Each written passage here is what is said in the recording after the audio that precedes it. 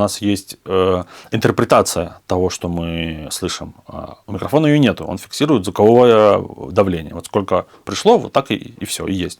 У него нету никакого центра анализа, центра принятия решения, центра внимания. Это просто вот инструмент, который переводит давление в электричество. А ухо мы же постоянно анализируем. То есть у нас есть возможность какой-то звук услышать и на нем сконцентрироваться. Вот. Например, какие-то звуки поначалу мы их слышим отчетливо, потом они становятся все тише, тише, тише. То есть как бы сознание их глушит. Ну, условно, да, такой шум города. То есть если вот встать и послушать на микрофон, это будет очень много всего. То есть там какие-то машины, какая-то активность, что-то еще происходит.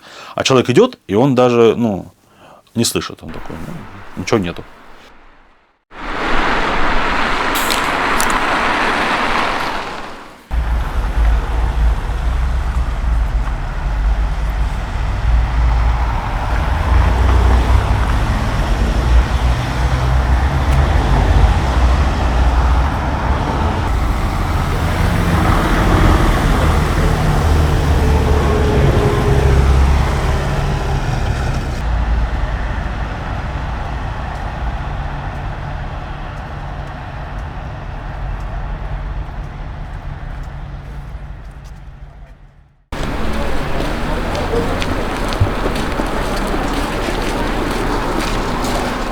Уличными штуками обычно, есть какой-то цикл.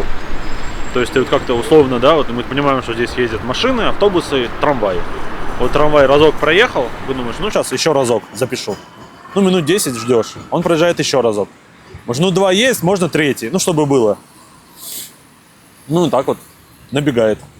А так это поразительно увлекательное дело. Ты просто вот стоишь, слушаешь, анализируешь.